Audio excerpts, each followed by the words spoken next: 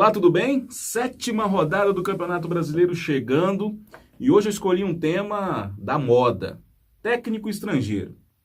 No Flamengo, está atrás do Jorge Jesus, o português, que deve se encontrar nesse sábado com o presidente do Flamengo, Rodolfo Landim, e tem tudo para ser o novo técnico do Flamengo. Então eu vou tentar lembrar alguns técnicos estrangeiros recentes. O tempo é escasso, obviamente, mas eu vou tentar lembrar técnicos recentes que comandaram alguns times da Série A do Campeonato Brasileiro. Só uma lembrança, um alerta para a torcida do Flamengo. Na história do Campeonato Brasileiro unificado, ou seja, de 1959 até 2018, apenas um técnico conseguiu ser campeão brasileiro.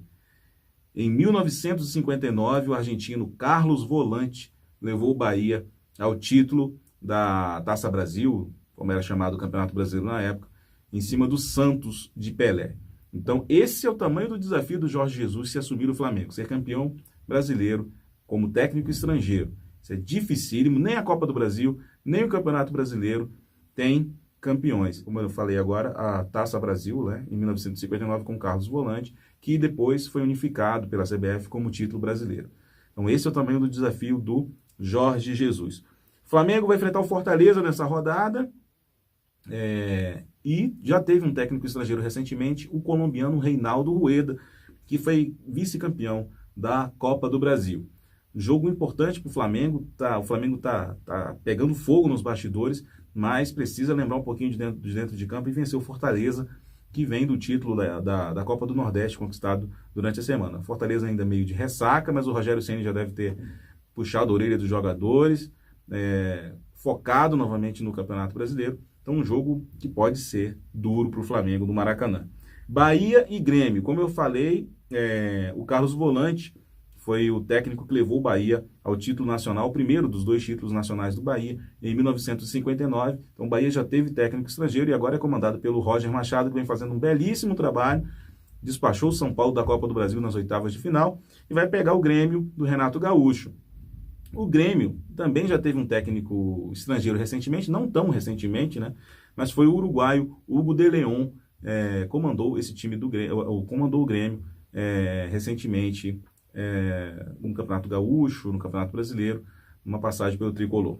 Botafogo e Vasco, clássico carioca da rodada.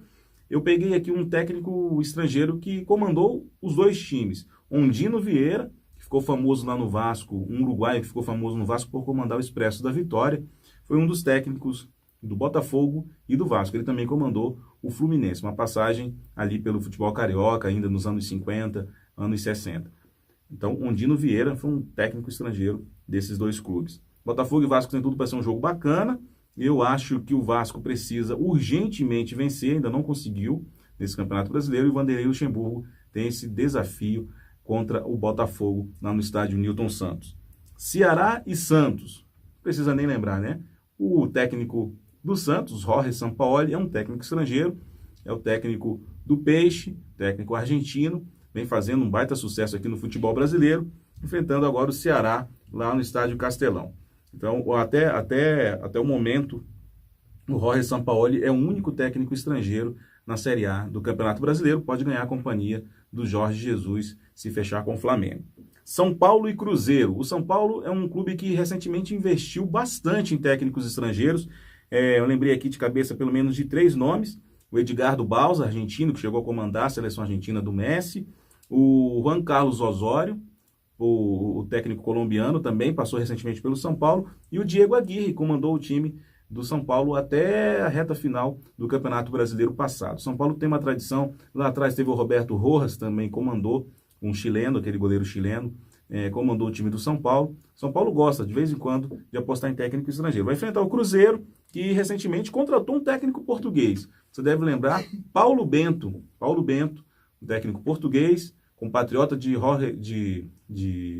do técnico que está sendo procurado pelo Flamengo, Jorge Jesus, comandou o time do Cruzeiro, uma passagem relâmpago aqui pelo futebol mineiro, e não deu certo, terminou perdendo o emprego e se mandou de volta para a Europa.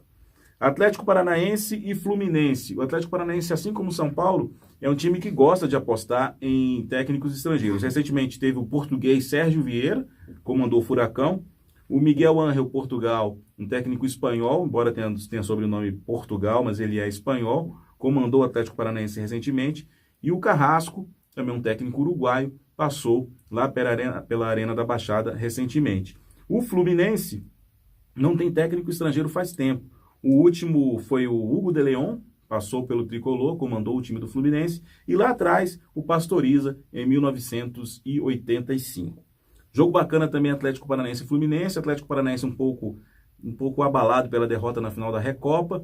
Deve usar um time alternativo e o Fluminense pode tirar proveito disso no reencontro de Fernando Diniz com a torcida do Atlético Paranaense. Lembrando que ele comandou o Furacão no início do ano passado.